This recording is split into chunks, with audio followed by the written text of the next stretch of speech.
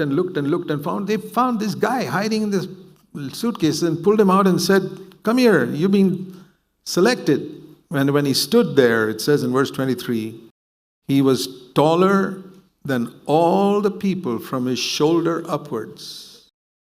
That means the tallest person in Israel came only up to Saul's shoulder.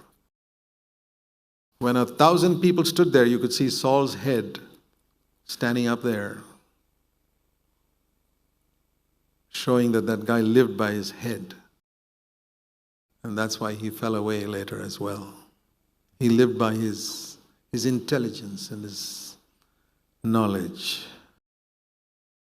But he was a very humble person. And you read some interesting things there in the beginning, how he did not take any revenge on those who did not fight with him. He just forgave them. And it's very interesting to see how it was right up to chapter 11, chapter 12. Such a humble, God-fearing man. But he was getting victories. The Philistines were being defeated. And we read here in 1 Samuel 13 that Saul went to fight with the Philistines. And he was always defeating the Philistines. Verse 4, Israel heard the news, Saul had smitten the garrison of the Philistines. And then, see what he did. It happens to many people when God blesses them in one ministry. They suddenly go outside their boundary into another ministry that God has not called them for. Samuel had told Saul, listen, you wait, I will come and offer a sacrifice to the Lord because I am a priest, you're not a priest, you're a king. Verse 8, 1 Samuel 13 verse 8, he waited 7 days according to the appointed time set by Samuel, but Samuel did not come. That was a test for Saul. What is Saul going to do? Samuel told him to wait 7 days, I'll come and offer the sacrifice. Saul said, I have done so many wonderful things on the battlefield. I'm anointed to be king. I'm sure I can be a priest as well. He said, bring me the peace offerings and the burnt offerings. And as a priest, verse 9, he offered the burnt offering. This is an example of a man mightily blessed by God in his area, going outside his boundary into another area which God had never called him to go into. He was a king, not a priest. And there was a reason for that. Nobody in the Old Testament was allowed to be a king and a priest. You read later on in Chronicles about another king of Israel, of Judah, who wanted to become a priest, and he got leprosy. Because the first king priest was to be Jesus Christ. It was reserved for Jesus Christ, and anybody who took that position was violating God's law. Anyway, as soon as Saul finished offering the burnt offering, Samuel came. When Samuel said, I'll come in 7 days, he keeps his word. Only thing, he didn't come in the morning, he came in the afternoon. But Saul got impatient in the morning and offered the sacrifice. And Samuel said to Saul, what have you done? How dare you offer a sacrifice? You're really a king, man. And Saul, is always great at making excuses. Yeah, he saw the people scattering away and all that. And Samuel said to Saul, you have acted foolishly, verse 13. You have not kept the commandment of the Lord. And now, verse 14, your kingdom will not endure. You say, Lord, are you so strict with a man who's been so faithful just because he slipped up once?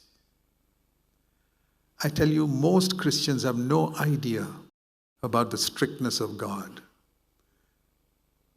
I've seen that with many churches, in CFC churches in some places, with elders who go outside their boundary or who are not strict. And I've seen what is the end of that church. It's always wishy-washy, calamity. Because they say, yeah, it's okay, God has blessed me here, I can do this also. No, you can't. You have to stay within your boundary, brother, sister. And look at the punishment. Your kingdom will not endure. You say, Lord, just for a small thing like this, you take away the kingdom? Many people can't understand God's ways. I've heard people tell me, Brother Zach, you're too strict. Okay. I hope you know God better than me. They may have told Samuel that also. What, Samuel? You're so strict with Saul just for a little thing like this? Was it a little thing? The Lord is now looking for a man, not who's got a big head, but who's got a good heart. Verse 14. You know the difference between head and heart. And that man after God's own heart was David. And I don't think he was even born at that time. Because he was much younger then. David was 30 years old when he became king. And here in chapter 13, verse 1, we read that Saul reigned for 40 years in Israel. So if Saul reigned for 40 years then in Israel, then David was born 10 years after Saul became king. Simple arithmetic.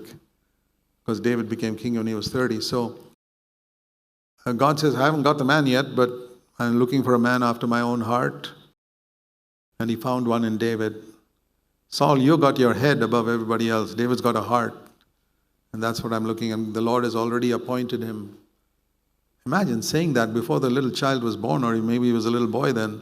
The Lord has already appointed him ruler because you did not keep what the Lord commanded. And that is the example of Saul. Now let's go to David. Turn to 1 Samuel chapter 16. You see how this very humble Saul lost the kingdom.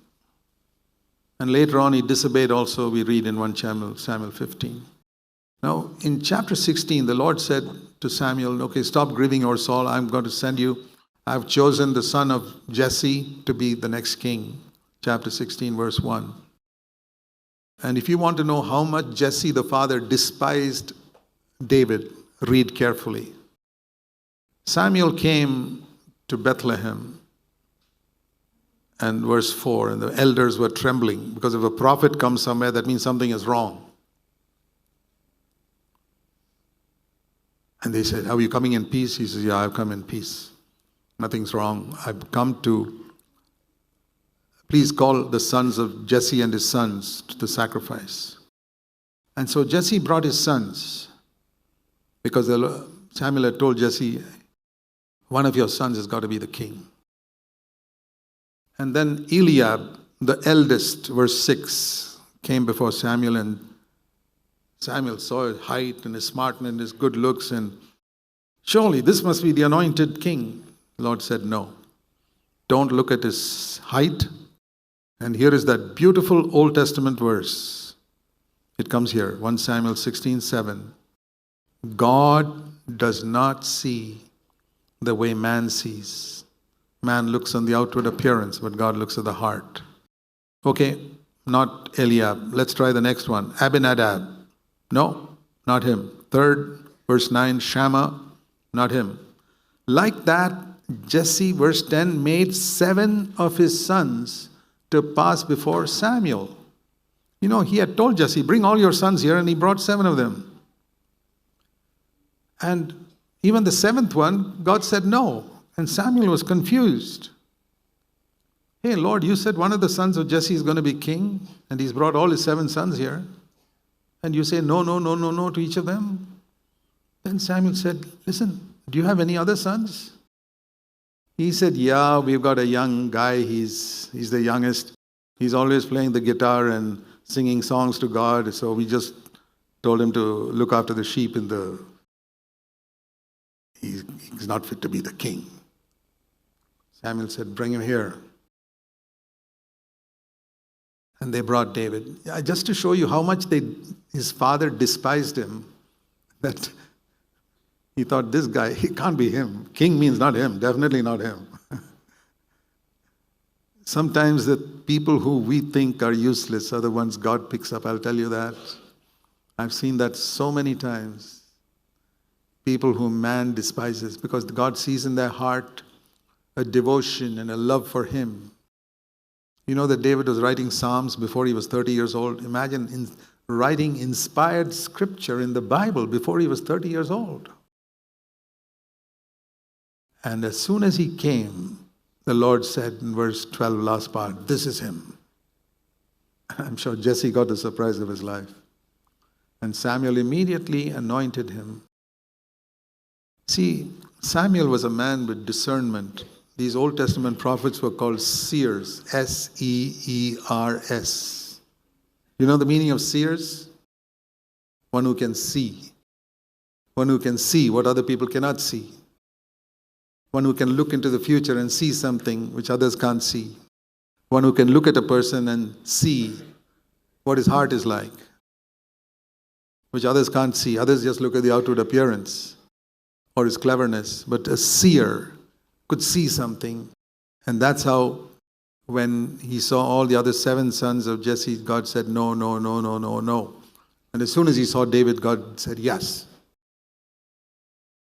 Very important requirement. And I believe as you grow spiritually, it's one of the things you must long for, that you can see things which God shows you, because then you won't be deceived by people.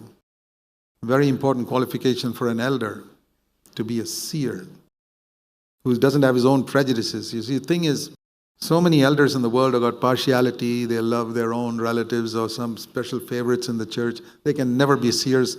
In 100 years they won't be, because they got partiality. They look at somebody who's smart or clever who does some service for them or something like that. But the seer is completely free from partiality. He doesn't look at outward appearance, and he doesn't see whether a man is intelligent or not. He sees the heart. And who can show you the heart? Only God. So God showed Samuel David's heart and said, that's the man, and he anointed him. And it says in verse 13, the Spirit of the Lord came mightily upon David from that day. So it's not just Samuel pouring some oil on him and laying his hand on him. The Spirit of God backed it up and said, this is my man. And you see how wonderfully David was throughout his life.